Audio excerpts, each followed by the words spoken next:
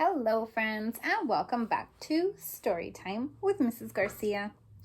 I hope that you have been enjoying all the stories so far. And remember, this month we are talking all about the seasons, the 4 seasons: winter, spring, summer, and fall. And we're also talking about animals and their habitat. Habitat is a big word for an animal's home, where they live. We live in houses or apartments, and animals live in places in nature. So, can you think of where a bird lives? If you guessed in a tree, that's right. That is their habitat. And there's different kinds of birds and they live in different areas, but mostly in trees, right?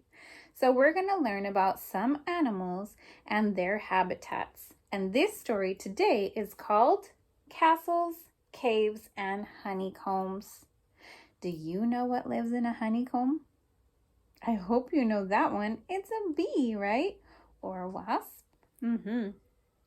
Linda Ashman is the author. The author is the one who writes the words. It's illustrated by Lauren Stringer. Lauren Stringer is the one who does the pictures. All right, let's go and hear about our story. The title is Castles, Caves, and Honeycombs.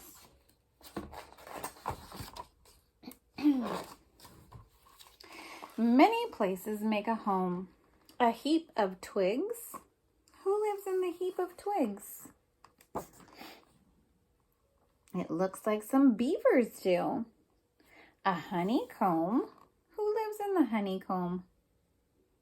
Looks like some bees do. A castle with a tower or two. Who lives in the castle? Looks like they're playing pretend in a castle, huh? Looks like some kids, you're right. An eyrie with a bird's eye view. Who lives in the eyrie? Looks like a very big eagle, huh?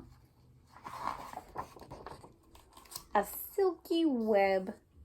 Who lives in the silky web? A spider. A sandy dune. Who lives in the sandy dune? That big red crab does. A room inside a warm cocoon.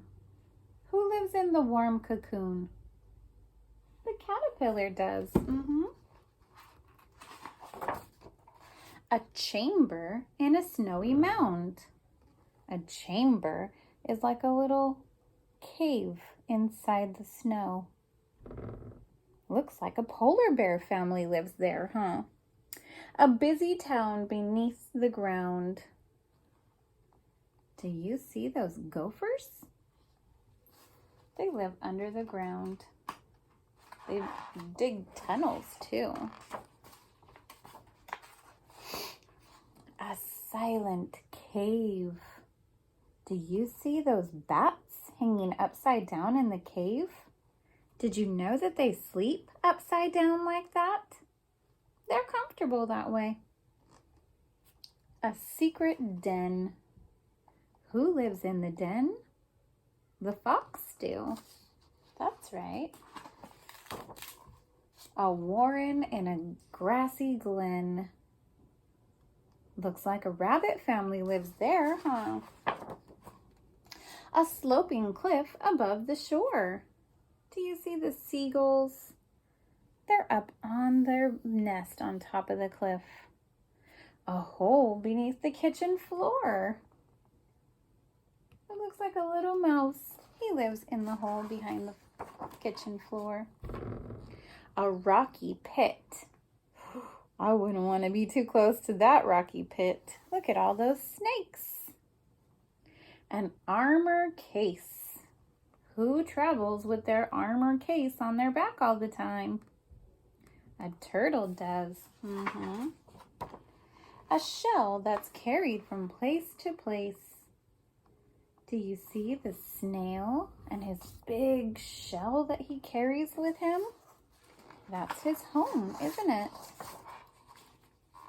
A hollow space inside a tree. Can you see the woodpecker family? A tidal pool beside the sea. Look at the starfish. A home's a house, a den, a nest. The home, the house, the den, the nest. All those things are homes for animals and people. A place to play. Look at all those squirrels in the tree playing. A place to rest. Can you see the owl family? It's daytime, so they are sleeping. They like to wake up at nighttime. A place to share. Look at all the ants in the anthill. A place to hug. Oh, the raccoon family is giving big hugs. A home is someplace safe and snug. Look at the family. They're all safe and snug in their beds, resting and going to sleep. The end. Thanks for listening to my story about homes for people and animals. Castles, caves, and honeycombs is a great place to learn about homes. Have a great day, friends. See you next time. Bye.